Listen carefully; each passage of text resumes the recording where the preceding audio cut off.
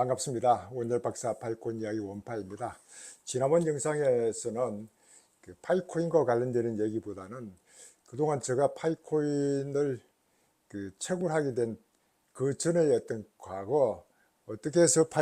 파이코인을 알게 됐는지, 어떻게 해서 블록체인 관련돼서 암호화폐 이런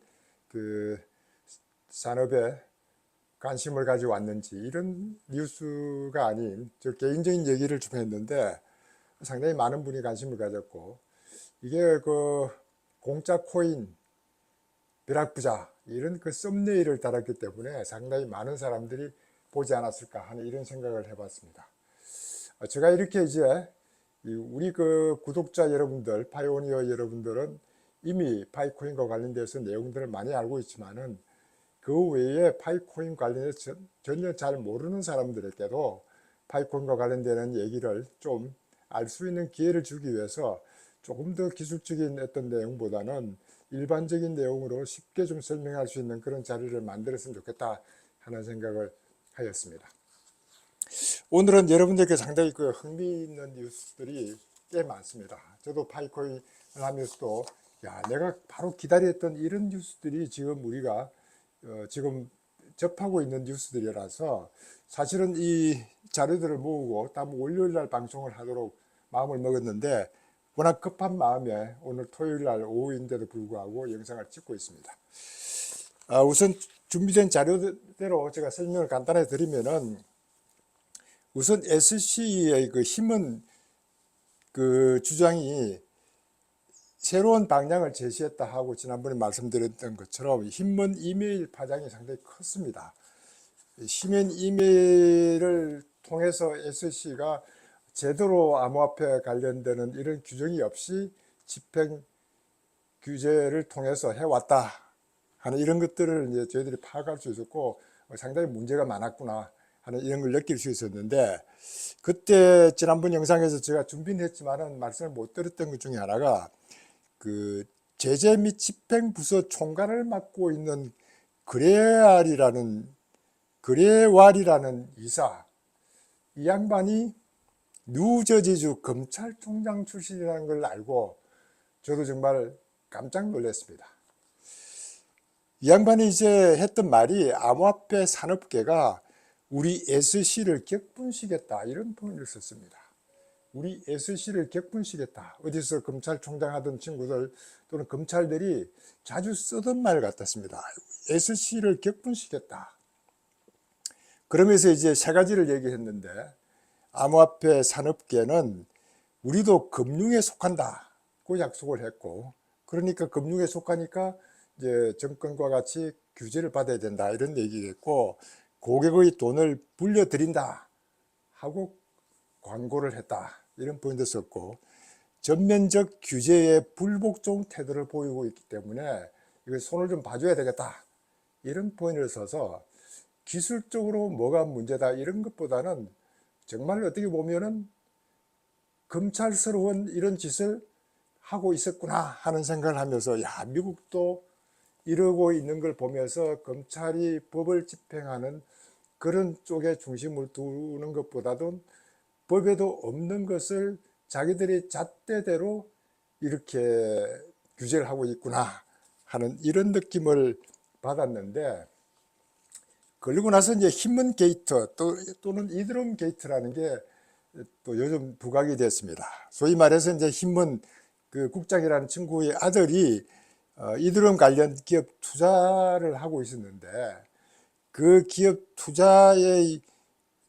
내용 중에 이드럼은 비정권이라고 발언했던 이유가 자기 아들을 보호하기 위해서, 자기 아들 부자 만들기 위해서 했구나 하는 이런 것들을 알 수 있었고, 이렇게 이제 이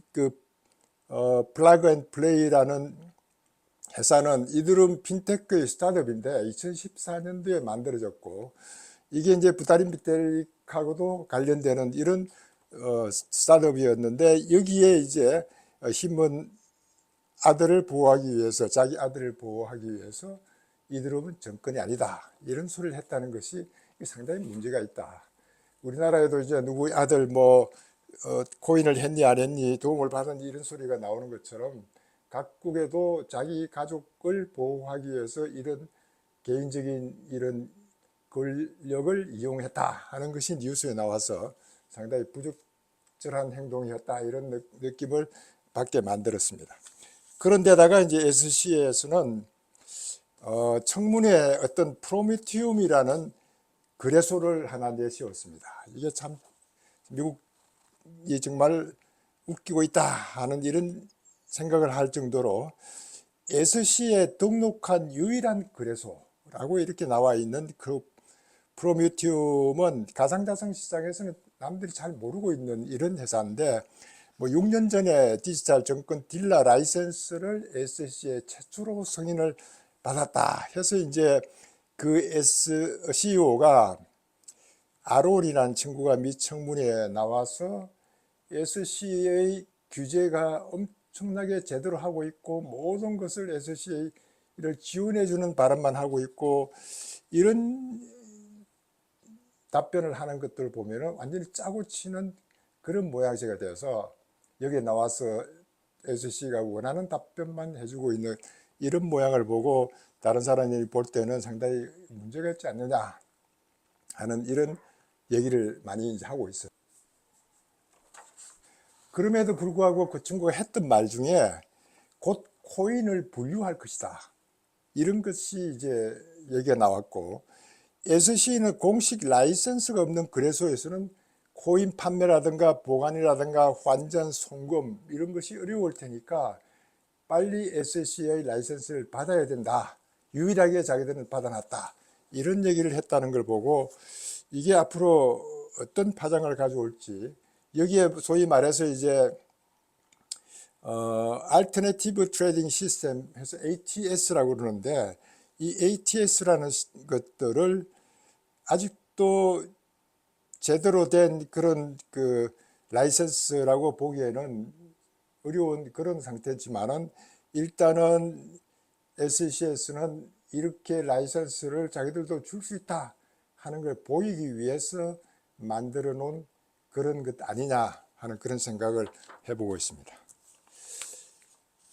사실 이번 주에 가장 빅 뉴스가 여러분도 아시다시피 블랙로그 이제 비트코인 현물 ETF가 이제 신청했다는 그 이후에 상당히 많은 다른 거래소에서도 현물 ETF를 신청을 하고 있다 하는 이런 얘기들이 이제 나오고 있는데, 제가 이제 관심을 가지는 것은 그 블랙로그 비트코인 현물 ETF의 브랜드가 뭐 아이쉐어 비트코인 트러스트 이렇게 돼 있지만, 이런 것보다는 인베스코라는 회사에서 비트코인 현물을 이제 신청을 했는데 2021년도에 이제 현물과 선물을 신청할 때는 선물은 승인을 받았는데 현물은 철회를 했는데, 그때 이제 인베스코 쪽에서는 작년에 FTX와 블록파이 등 파산은 비트코인 현물 ETF를 승인을 하지 않고 이런 현물 ETF가 없었기 때문에 투자자가 위험한 선택을 할 수밖에 없었고, 이렇게 해서 이제 이런 파산 일들이 일어났다. 만일에 SEC가 현물 ETF를 했다면은, 지난번에 제가 설명을 드린 것처럼 현물 ETF는 상승하는 것만 베팅하기 때문에 하락하는데 베팅함으로써 왕창 떨어지게 하는, 그렇게 해서 자금 유동성이 부족하게 만들어서 파산하게 하는 이런 일들은 없었을 텐데, 고의적으로 현물은 안 하고 선물만 했기 때문에 이런 문제가 생겼다. 저도 지난번 영상에서 제가 잠깐 말씀을 드렸지만은, 이렇게 이제 인베스코라는 데서 이런 직접 하고 있는 걸 보고, 야, 정말 SEC가 나쁜 역할을 하고 있구나. 이렇게 암호화폐계를 죽이려고 하고 있구나. 아니면 이렇게 암호화폐의 가격을 엄청나게 떨어뜨려 가지고 블랙로그에게 완전히 도움을 주기 위해서 그랬구나. 이게 뭐 짜고 치는 고스톱인가. 참 미국답지 않다 하는 이런 느낌도 받았고, 이런 현물 ETF가 어떻게 될 것인지 상당히 저도 이제 관심을 가집니다. 여러분도 아시다시피 이제 SC의 현물 ETF를 승인해 놓고 나면은 240일 이내에 가부를 답변을 해야 되기 때문에 내년 2월까지는 좀 시간적 여유가 있지만은 그래도 그런 분위기가 어떻게 바뀔지 저도 상당히 궁금해서 관심을 가져보는 그런 상태입니다. 제가 이제 방송에서 가끔 이제 얘기를 드렸지만은 EXDM이 언제 이제 출시를 할 것인가, 만들기는 작년에 만들었는데 아직 구체적인 언급은 없었는데 곧 출시를 한다, 이런 뉴스가 나와서 상당히 이제 크게 영향을 줄 수 있는, 그래서 오픈 소식이 관심을 많이 가지고 있습니다. 여기에는 이제 뉴욕 월가의 정말 거인들이 시타텔, 피델리티, 찰스 스왑 이런 데서 이제 참석하고 있기 때문에 여기서는 우선 이제 개인 투자자들보다는 기관 투자자들, 좀 큰 손들에게만 제공하니까 우선 이제 우리하고는 직접 관계는 없는데 기관 투자가들이 참여함으로써 그 암호화폐 시장으로 많은 자금이 유입되는 것에 대해서는 상당히 도움이 될 것 같다, 뭐 이런 것들은 확실한 것 같고, 여기에 이제 현재는 뭐 여러분들 아시다시피 4개 코인, 비트코인, 이더리움, 라이트코인, 비트코인 캐시 이렇게 4개만 상장되어 있는데 곧 추가로 15개가 더 상장이 될 것이다. 그래서 본인들은 뭐 가지고 있는 코인들이 언제 상장될 것인지 관심을 가지는데, 제가 이제 이런 것들의 관심은 XRP도 추가가 될 것이다, 이런 얘기가 나와 있습니다. 아시다시피 XRP는 SC하고 소송이 걸려 있는 이런 곳인데, 만일에 EXDM에서 XRP를 상장을 한다 그러면 이것도 상당히 어떤 주는 의미가 있을 것 같아서 관심을 안 가질 수가 없는 그런 것이고, 그래서 XRP가 이렇게 EXDM 같은 데서도 상장을 고려할 정도로 관심을 요즘 가지고 있기 때문에 이렇게 이제 XRP에 대한 얘기들이 꽤 많이 나오는 중에, 최근에 이제 XRP에 대해서 이게 이제 제가 상당히 관심을 가졌던 뉴스 중에 하나라서, IMF가 세계적으로 리딩하는 CBDC 플랫폼이 필요하다, 이런 포인트를 쓰면서 디지털 특별 인출권을 검토하고 있다. 이게 이제 ESDR이라고 해서, SDR은 우리가 스페셜 드로잉 라이트에서 특별 인출권을 이제 SDR이라고 하고, IMF가 생긴 나라에 특별 인출권을 줘서 그거 가지고 이제 외환을 확보할 수 있도록 하는 그런 것들인데, 여기에서 이제 E라고 붙여서 디지털 특별 인출권을 제안을 했는데, 이것이 이제 IMF에서는 세계 화폐 개념이다, 월드머니다, 이런 개념을 썼습니다. 이 월드머니 어디서, 저도 이제 우리 파이코인도 앞으로 화폐 계획이 되면 스마트머니가 될 것이다 할 정도로 이 월드머니에 관심을 가지고 있는데, 이렇게 이제 국제통화기금의 IMF가 리플과 협력해서 세계 화폐 개념 월드머니를 제안하고 있다, 이런 포인트를 쓰고 있습니다. 이게 이제 리플의 XRP를 기반으로 하는 ESDR을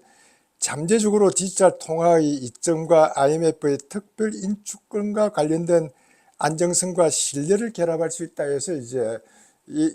XRP를 이제 고려하고 있는데, 여기에 이제 이렇게 고려하게 된 동기는 IMF 보고서에 보면은 상당히 재밌는 내용이 나와 있습니다. 이것이 이제 제가 관심을 가지는 이유 중에 하나인데, IMF에서는 월드머니로 3가지를 고려하고 있었습니다. 지금도 고려하고 있는데 결정된 건 아니기 때문에, 리플의 XRP, 조금 전에 말씀드린 리플의 XRP하고 오픈 소스의 마켓플레이스에서 하고 있는 그 스텔라 파운데이션에 하고 있는 그런 디파이 네트워크, 이런 것들, 스텔라에 관련되는 것, 이 2번째고, 3번째가 이제 담보가 없는 암호화 자산, 비트코인과 라이트닝 네트워크 활용하는 거, 이 3가지를 이제 고려하고 있다, 이러면서 그 중에서 리플의 XRP가 가장 효과적인 것 같다, 이렇게 이제 이 3개 중에 리플을 언급을 했습니다. 이런 것들의 얘기가 나오게 된 것들 중에 하나는, 제가 이제 관심을 가지는 것들은 리플과 스텔라는 같은 뿌리에서 시작됐고 파이코인도 이런 그 같은 뿌리라고도 저도 이제 그렇게 항상 얘기하고 있는 것인데 IMF에서 리플을 고려할 것이냐 스텔라를 고려할 것이냐 하다가 리플을 좀 더 장점이 있는 것 같다 이렇게 포인을 하고 있는 것처럼 우리의 파이코인도 이와 같은 역할도 할 수 있는 그런 가능성이 충분히 있겠다. 이렇게 해서 이제 IMF에서 이런 XRP를 월드머니로 생각하고 이렇게 디지털 통화의 장점도 있지만은 해외 송금을 위해서 엄청난 큰 장점을 가지고 있는 XRP를 월드머니로 생각하고 제안을 했다는 것만 해도 이건 대단한 것 아니냐 저는 그런 생각을 하고 여기에 이제 이렇게 파이코인도 이런 역할을 할 수 있는 가능성이 충분하게 있겠다. 그와 같은 것들에 대한 가능성을 제가 이제 여러분들에게 말씀드리는 거고 지금까지 이제 그 IMF는 엘살바도르가 비트코인을 법정 화폐로 한다고 했을 때 굉장히 부정적이었습니다. 여러분도 아시다시피 굉장히 부정적이었고 했는 것이 이제는 IMF가 암호화폐 금지 실현 불가능이다. 암호화폐 금지하는 것은 이제 불가능하다. 규제는 물론 선택이 아닌 필수다. 이러면서 남미에서 암호화폐를 계속 금지한다는 것은 상당히 좋지 않은 것이다고 이렇게 얘기하고 있습니다. 이렇게 해서 이제 IMF에서도 글로벌 CBDC 플랫폼을 만들어야 된다는 걸 강조하면서 이렇게 이제 CBDC 상호 운용성을 마련하지 못할 경우에는 민간 암호화폐가 채워진다. 이런 얘기는 각 나라에서 CBDC를 만들더라도 이것이 서로 운용이 가능할 수 있도록 하려고 그러면 리플과 같은 브릿지 머니가 필요하고 이런 것들을 이제 암호화폐, 민간 암호화폐가 채워줄 수밖에 없지 않느냐. 이러면서 CBDC 상호 운용성이 많이 없다면은 피아트 머니가 위협을 받는다. 이렇게 해서 앞으로는 CBDC로 발전될 텐데 그리고 이제 상호 운용성이 활발하게 이루어질 텐데 피아트 머니는 그게 상당히 위협을 받을 수 있다. 이게 이제 스위프트 1.0에서 스위프트 2.0으로 가는 리플의 그 지금까지 ISO 20022의 시스템을 도입한다면은 엄청난 큰 변화를 가지고 올 텐데 이게 이제 리플의 앞으로 해야 될 역할이라고 보고 이제 영국 중앙은행인 영란은행도 30개 CBDC 사용 사례를 테스트하면서 물론 이제 국제결제은행과 함께 테스트하면서 전 세계 중앙은행 CBDC와 연결시키는 역할을 리플이 제대로 해내고 있다 하면서 리플에 상당히 이제 의미를 부여하고 있는 것을 확인할 수 있습니다. 이렇게 이제 이 리플이 그런 역할을 할 수 있다는 것은 이런 그 리플이나 스텔라라든가 파이코인이 앞으로 상당히 큰 역할을 할 수 있겠다 하는 이런 생각을 하면서 저도 관심을 안 가질 수가 없고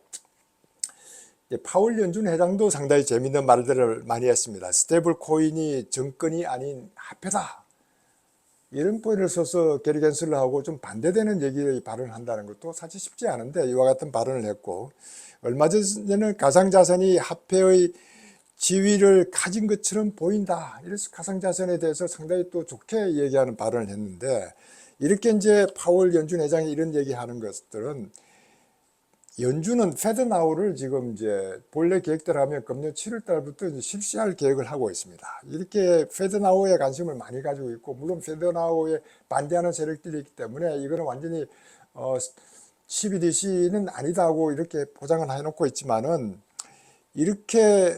결제 현대화를 위한 이런 것들을 하기 위해서 준비를 해놓고 있고 저도 방송에서 이제 한번 페드나우의 그런 그 협력업체를 다루었는데 거기에 가장 큰 협력업체 중에 볼란테라고 결제 현대화를 주로 중심으로 하고 있는 볼란테가 있는데 이 볼란테를 들여다보면은 시티은행이라든가 골드만삭스라든가 뭐 여러 가지 은행들이 거대 자금을 가진 은행들은 다 들어가 있고 여기에서 이제 ISO 20022를 활용할 수 있도록 하는 것이 바로 리플 협력회사입니다. 결국은 이제 페드나우도 리플의 협력을 받아야만 이런 것들이 이루어진다. 이렇게 볼 수 있도록 하고 최근에 리플은 또 싱가포르에서 결제 기반 라이선스를 취득했다. 이런 뉴스도 나올 정도고, 이런 여러 가지 뉴스들이 제가 리플을 옹호하는 발언보다는 우리의 파이코인의 먼저 가고 있는 리플과 스텔라의 기반을 닦아놓고 나면은 조금 더 천천히 가고 있는 우리 파이코인도 그거에 준하는 역할을 할 수 있을 것 같다 하는 이런 생각 때문에 제가 항상 이제 그와 같은 말씀을 좀 드리는 거고, 예, 또 하나는 이제 내년 2월 달은 EXGM의 현물 비트코인 ETF의 승인하기 위한 마지막 날, 그때까지 승인 여부가 결정되는 날이고, 내년 4월은 비트코인 반감기입니다. 비트코인 내년 4월이 반감기면은 물론 반감기 전에 뭐 상승을 한다 뭐 한다는 얘기 있지만, 일단 내년 4월이 비트코인 반감기고, 또 내년 11월이 미 대선 선거입니다. 미 대선 선거에 제가 한번 말씀드린 것처럼 이 이제 암호화폐가 상당히 큰 이슈 중에 하나니까 아무래도 긍정적인 그런 쪽으로 진행이 되지 않을까 하는 이런 생각이 들고, 또 관심을 가지는 것 중에 하나는 25년 1월 다음 25년 1월은 국제결제은행이 중앙은행에서 암호화폐를 2%까지는 가질 수 있도록 허락해주는 날이 25년 1월입니다. 이렇게 해서 이제 상당히 중요한 날들이 24년과 25년에 겹쳐 있기 때문에 우리의 파이코인이 언제 오픈넷으로 가고 언제 상장이 되든 금년 말과 내년 초와 이럴 때는 굉장히 중요한 그런 행사들이 앞으로 있을 것 같다 하는 생각이 들어서, 여러분들에게 이제 파이 투데이에 얼마나 큰 좋은 소식을 기대할 수는 없을 것 같고, 지금까지 코아팀이 하고 있는 대로 제대로만 하고 있다면은 우리는 금년 말과 내년 초를 기다리면서 침착하게 응원하고 최고를 하면 좋겠다 하는 이런 말씀을 드리고 오늘 영상을 여기서 마칩니다. 오늘도 여러분들에게 도움이 됐다면 좋아요, 구독 부탁드립니다. 여러분들 감사합니다. 감사합니다.